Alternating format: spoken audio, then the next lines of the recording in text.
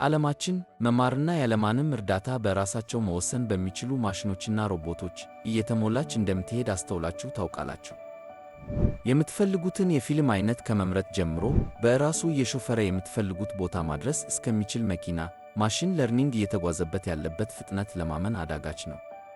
ሰላም ጤና ይስጥልኝ የቻናሌ ተከታታዮች፣ እንኳን ወደ ኤአይ ማትሪክስ በደህና መጣችሁ። ይህ ቻናል ኤአይና ማሽን ለርኒንግን በጥልቀት መማር ለምትፈልጉ የተዘጋጀ ነው። ከዚህ በፊት በነበረው ቪዲዮ ማሽን ለርኒንግን ለመማር ምን መከተል እንዳለባችሁና ምን አይነት ዕውቀት እንደሚያስፈልጋችሁ ተመልክተናል። በዛሬው ቪዲዮ ከሚያስፈልጋችሁ ዕውቀት ውስጥ አንዱ የሆነውን የማሽን ለርኒንግ ምንነትን እንመለከታለን። በዚህ ውስጥም ማሽን ለርኒንግ ምን እንደሆነ፣ የማሽን ለርኒንግን አይነቶች፣ ሥራ ላይ የሚውልባቸውን የችግር አይነቶች፣ የሚሰሩባቸውን የአልጎሪዝም አይነቶችና ሥራ ላይ የዋሉ ምሳሌዎችን የምናይ ይሆናል። ማሽን ለርኒንግ ምንድን ነው? ከዚህ በፊት ማሽን ለርኒንግ የኤአይ አንዱና ዋነኛው ክፍል እንደሆነና ኮምፒውተሮች ዳታን መሠረት አድርገው ውጤት እንዲሰጡ የማድረግ ሂደት እንደሆነ ተመልክተናል። ወደ ማሽን ለርኒንግ ከመሄዳችን በፊት አንዳንድ አዘውትረን የምንጠቀማቸውን ተርሞች እንመልከት። ዳታ ምንድን ነው? ዳታ አንድን ነገር መግለጽ የሚችል መረጃ ሲሆን በተለያዩ መንገዶች ማለትም ቁጥር፣ ጽሑፍ፣ ምስል፣ ድምፅና የመሳሰሉት ይዘት ሊኖረው ይችላል። የተደራጀና ያልተደራጀ ብለን ልንከፍለው እንችላለን። ለምሳሌ የናንተን የትምህርት መረጃ የያዘ ማለትም ስማችሁን፣ ጾታችሁን፣ ዕድሜያችሁን፣ የትምህርት አይነትና ያመጣችሁትን ውጤት አጠናቅሮ የያዘ መረጃን የተደራጀ ብለን እንጠራዋለን። በሌላ መንገድ የምስሎችና ቪዲዮዎች፣ የድምፅ፣ የትዊት ወይም ፖስት ስብስብ እንዳልተደራጀ ዳታ ይቆጠራል። ስለዚህ ማሽኖች የሚማሩት በተደራጀ ወይም ያልተደራጀ ዳታን በመጠቀም ይሆናል። ብዙ ዳታን ለመማር በተጠቀምን ቁጥር የተሻለ ውጤት መስጠት የሚችል የማሽን ለርኒንግ ሞዴልን ማዘጋጀት እንችላለን። ሞዴል ምንድን ነው? በማሽን ለርኒንግ ሞዴል የምንለው አንድ በአልጎሪዝም የተገለጸ ሂሳባዊ ቀመር ወይም ማትማቲካል ሪፕሬዘንቴሽን ሲሆን ይህም የሚሰጠውን ዳታ በመጠቀም እየሰለጠነ የሚሄድ ነው። መሰልጠን ወይም መማር ምንድን ነው? በማሽን ለርኒንግ መሰልጠን ወይም መማር እያልን የምናነሳው ሞዴሎች የሚሰጣቸውን ዳታ መሠረት አድርገው ሂሳባዊ ስሌታቸውን እያስተካከሉ የሚሄዱበትን መንገድ ነው። ለምሳሌ በኒውራል ኔትወርክ ውስጥ የዌይት አጅስመንትን መጥቀስ እንችላለን። ወደ ዛሬው ትምህርት ስንመለስ የማሽን ለርኒንግ አይነቶች። የማስተማር ሂደትን መሠረት በማድረግ ማሽን ለርኒንግ በሦስት ይከፈላል። ሱፐርቫይዝድ፣ አንሱፐርቫይዝድ እና ሬንፎርስመንት ለርኒንግ ብለን እንከፍላቸዋለን። አንደኛ ሱፐርቫይዝድ ለርኒንግ። ይህ የማስተማር ሂደት ሞዴላችን መግለጫ ያለው ወይም ሌብልድ የሆነ ዳታን በመጠቀም እንዲሰለጥን የማድረግ ሂደት ነው። በአስተማሪ እርዳታ እንደ መማር ቁጠሩት። ለምሳሌ እነዚህን የፍራፍሬ አይነቶች ምን እንደሆኑ አታውቁም እንበል። ብርቱካን የትኛው እንደሆነ ብትጠየቁ መመለስ ትችላላችሁ? አትችሉም። ነገር ግን ከነስማቸው በዚህ መንገድ ቢገለጽላችሁና ብርቱካን የትኛው እንደሆነ ብትጠየቁ ይህ እንደሆነ መለየት ትችላላችሁ። በተመሳሳይ ማሽኖች ስለሚሰጣቸው ዳታ ምንነት ከነመግለጫቸው በመስጠት እንዲሰለጥኑ ማድረግን ሱፐርቫይዝድ ለርኒንግ እንለዋለን። ሱፐርቫይዝድ ለርኒንግ ሪግሬሽንና ክላሲፊኬሽንን በመጠቀም ውጤት ማምጣት የሚያስችሉ ሞዴሎችን ለመስራት አገልግሎት ላይ ይውላል። ክላሲፊኬሽን የምንለው ከትንበያ የሚገኘው ውጤት በክፍል በመለየት መግለጽ የሚቻል ሲሆን ነው። ለምሳሌ ስፓም የሆኑ ኢሜሎች ወይም ስፓም ያልሆኑ ኢሜሎችን የመለየት ሥራ። በሌላ መንገድ ሪግሬሽን የምንለው ከትንበያ የሚገኘው ውጤት ኮንቲኒየስ ወይም በቁጥር የሚገለጽ ከሆነ ነው። ይህ የሥልጠና አይነት የስቶክ ዋጋን ለመገመትና የአየር ትንበያ ውጤት ለመስጠት የሚረዱ ሞዴሎችን ለመስራት አገልግሎት ላይ ይውላል። የሱፐርቫይዝድ ለርኒንግን የሚጠቀሙ ሞዴሎችን ለመስራት የሚውሉ የተለያዩ አልጎሪዝሞች ሲኖሩ ከነዚህም ውስጥ ሊኒየር ሪግሬሽን፣ ሎጂስቲክ ሪግሬሽን፣ ዲሲዥን ትሪ፣ ራንደም ፎረስት እና ሰፖርት ቬክተር ማሽን ይጠቀሳሉ። ሥራ ላይ የዋሉ ምሳሌዎች ጂሜይል እንዴት ስፓም ኢሜሎችን እንደሚለይ አስባችሁ ታውቃላችሁ? በብዙ ሺህ የሚቆጠሩ ኢሜሎች ስፓም የሆኑትንና ስፓም ያልሆኑትን በመለየት እንዲሰለጥን ከተደረገ በኋላ ስፓም ተብለው ከተሰጡት ኢሜሎች ውስጥ ተያያዥነት ያላቸውን የመፈለግ ሥራን ይሠራል። ይህም በቀጣይ ተመሳሳይ ባህሪ ያለው ኢሜል በሚመጣበት ወቅት በቀላሉ መለየት ያስችለዋል።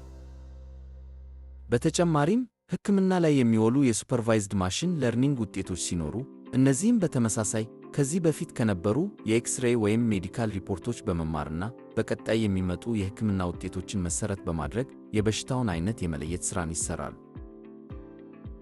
ሌላው ደግሞ ባንኮች የተጭበረበሩ የገንዘብ ዝውውሮችን የሚለዩባቸው ሞዴሎች ሲሆኑ፣ እነዚህ ሞዴሎች ከተለመደው የገንዘብ ዝውውር ውጭ የሆኑ ዝውውሮችን የተጭበረበሩ ሊሆኑ ይችላሉ በማለት ሪፖርት የማድረግ ሥራን ይሠራሉ።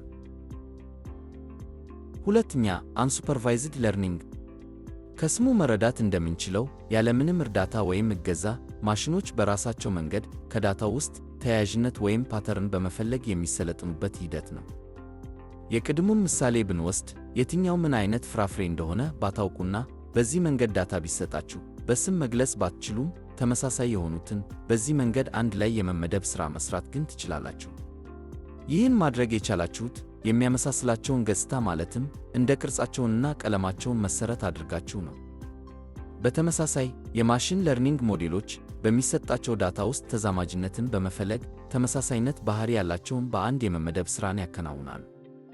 በዚህ የትሬኒንግ ዓይነት ውስጥ አሶሲዬሽንና ክላስተሪንግን በመጠቀም ውጤት ማምጣት የሚያስችሉ ሞዴሎችን ለማሰልጠን አገልግሎት ላይ ይውላል።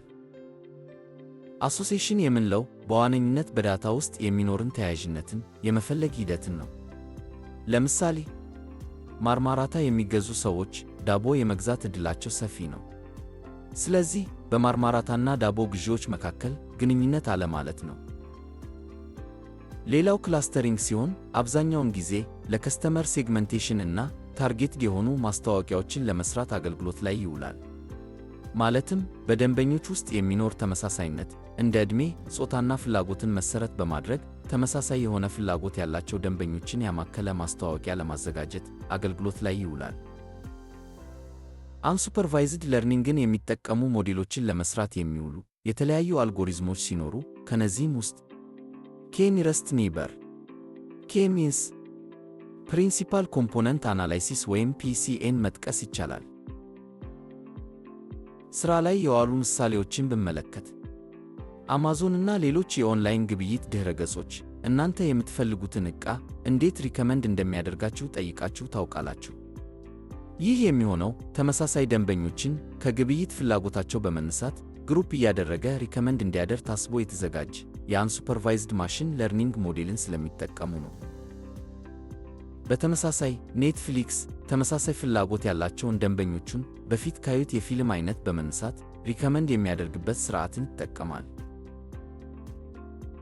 ሦስተኛ፣ ሪንፎርስመንት ለርኒንግ። በዚህ የማስተማር ሂደት ውስጥ ለሞዴላችን የምንሰጠው ፕሪዲፋይንድ ዳታ የለም።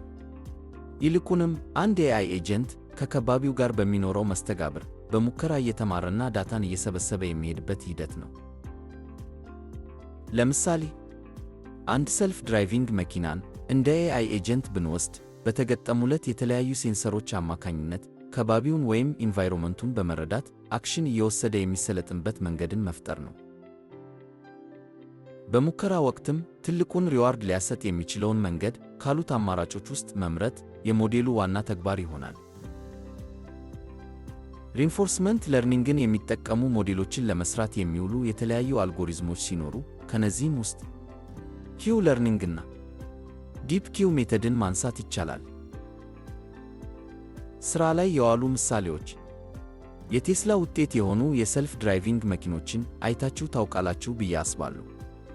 እነዚህ መኪኖች ራሳቸውን በሚነዱበት ወቅት የሚያጋጥሟቸውን መሰናክሎች መሠረት በማድረግ ራሳቸውን እያሻሻሉ እንዲሄዱ የሚያደርጉ የሪንፎርስመንት ለርኒንግ ውጤት የሆኑ የማሽን ለርኒንግ ሞዴሎችን ይጠቀማሉ። በተመሳሳይ ታዋቂ የኮምፒውተር ጌሞች እንደ አልፋጎ እና ቼዝ የሪንፎርስመንት ለርኒንግ ውጤቶች ናቸው። የዛሬውን ቪዲዮ ስናጠቃልል ማሽኖች ዳታን መሠረት አድርገው የመማር ሥራን የሚሰሩ ሲሆን የማስተማር ሂደታቸውን መሠረት በማድረግ ሱፐርቫይዝድ፣ አንሱፐርቫይዝድ እና ሪንፎርስመንት ለርኒንግ ብለን ከፍለን አይተናል። በዛሬው ቪዲዮ ጠቃሚ ትምህርት እንዳገኘችሁ አምናለሁ።